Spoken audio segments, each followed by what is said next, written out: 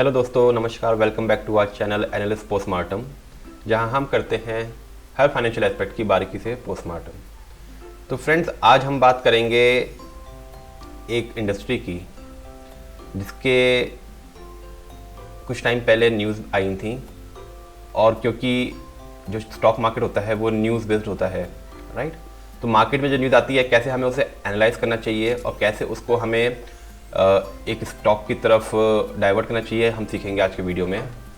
अगर तो आपने अभी भी ये चैनल लाइक एंड सब्सक्राइब नहीं किया तो प्लीज़ लाइक एंड सब्सक्राइब। मैं हूं आपका दोस्त Amit, I am a SEBI certified research analyst. तो फ्रेंड्स, कुछ टाइम पहले मीडिया में, न्यूज़ में, सब जगह बात हो रही थी एजुकेशन पॉलिसी। एक न्यू एजुकेशन पॉलिसी लॉन्च हुई है जिसके अंदर बहुत सारे क्लॉजेज हैं, और एक क्लॉज की बात करेंगे कि जो एनसीईआरटी की न्यू टेक्स्ट बुक्स होंगी वो 22 लैंग्वेज में पब्लिश होंगी। अब आइए समझते हैं कि कैसे इस न्यूज़ को हमें एनालाइज करना चाहिए और कैसे उसे हमें डाइवर्ट करना चाहिए किसी स्टॉक स्पेसिफिक की, कहाँ इसका इम्पैक्ट आ सकता है। और यही मार्केट है, एक इंडस्ट्री चल रही है जिसको बिजनेस चाहिए ग्रोथ के लिए, और अगर उसको बिजनेस मिलता है तो इंडस्ट्री ग्रो करेगी, सेक्टर ग्रो करेगा, कंपनी ग्रो करेगी, और कॉरस्पॉन्डिंगली उसके स्टॉक भी ग्रो करेंगे। तो ऐसे ही हमें एनालाइज करना चाहिए। अब अगर सपोज़ कोई डिफेंस की न्यूज़ आ रही है तो डिफेंस रिलेटेड शेयर्स बढ़ेंगे। अब अगर एजुकेशन पॉलिसी के रिलेटेड न्यूज़ आई है और उसमें क्लॉज आया है कि 22 लैंग्वेजेस में अब एनसीईआरटी की बुक्स पब्लिश होंगी, तो उसका इम्पैक्ट इस पे आएगा सीधा पेपर इंडस्ट्री पे। जी हाँ, बुक्स पब्लिश होने के लिए पेपर इंडस्ट्री सबसे इम्पॉर्टेंट चीज़ है जिसमें बुक पब्लिश होएगी।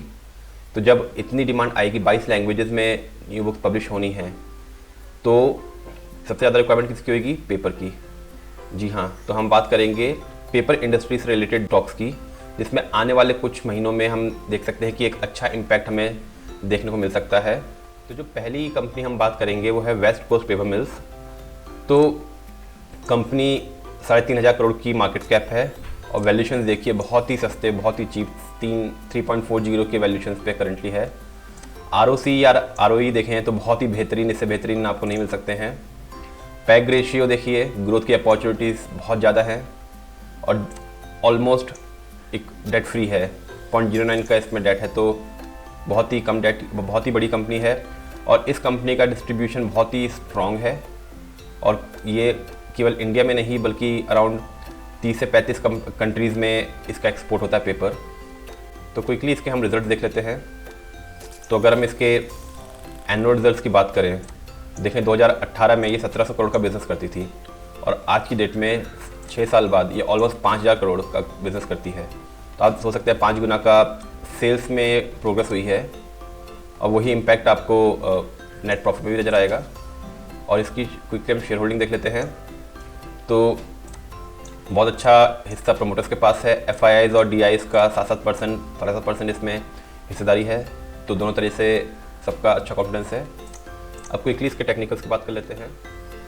तो इसके अगर हम वीकली चार्ट देखें तो बहुत सालों तक ये एक रेंज में रहा 2012 से, जिसका एक हाई था 139 रुपीज़, और जब इसको ब्रेक किया इसने नवंबर 16 में, तो ये एक पीक पे पहुंचा 413 रुपये के 2018 में। और फिर उस पीक के बाद ये ऑलमोस्ट 2 साल डाउन ट्रेंड में रहा, और डाउन ट्रेंड में आने के बाद इसने फिर से कहाँ सपोर्ट लिया? जो हमारा पिछला रेजिस्टेंस था 139 रुपीज़ का, वहाँ से देखिए वहीं से सपोर्ट लेके इसने रिबाउंड किया। अब रिबाउंड करके एक बहुत ही अच्छा, ऑलमोस्ट देखें तो 2018 से 2022 4 साल के अंदर राउंडिंग बॉटम पैटर्न बनाया इसने। अब राउंडिंग बॉटम पैटर्न बनाने के बाद जब ये इसने 414 रुपये को 16 रुपये को ब्रेक किया, तो ब्रेक करने के बाद इसने एक नया हाई बनाया जो था तकरीबन 650 रुपये का। अब 650 रुपये का हाई बनाने के बाद उसने इसको 2 बार ब्रेक करने की कोशिश करी, अगस्त 22 में और नवंबर 22 में। और जब वो ब्रेक नहीं किया तो वो एक कंसोलिडेशन जोन में चला गया, जिसमें उसने एक लो बनाया।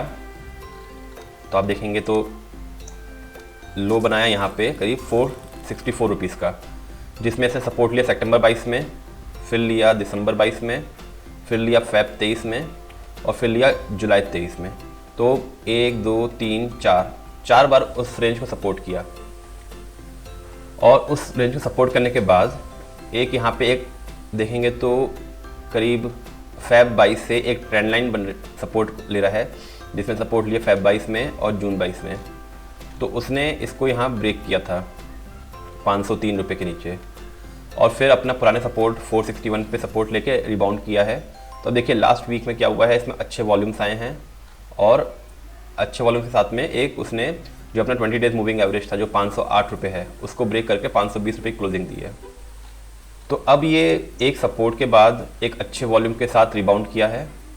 अब अगर ये आने वाले दिनों के अंदर अपने इस ट्रेंड लाइन को जो रेजिस्टेंस है इसका उसको अगर ब्रेक करता है तो फिर ये अपना एक नया हाई जो कि बनेगा पहला टारगेट 572 रुपीज़, यहाँ पे 572 582 के आसपास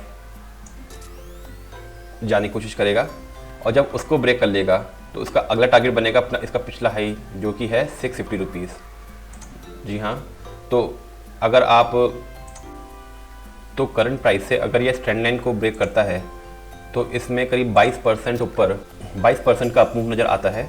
और अगर उसको भी ब्रेक करता है ये 100 जो हमारा प्राइस था 640 650 के करीब उसको भी ब्रेक करता है तो उसके बाद फिर ये एक नए हाई की तरफ मूव करेगा, क्योंकि जो न्यूज़ हमने देखी तो उससे पेपर इंडस्ट्रीज़ को काफ़ी बूस्ट मिलेगा।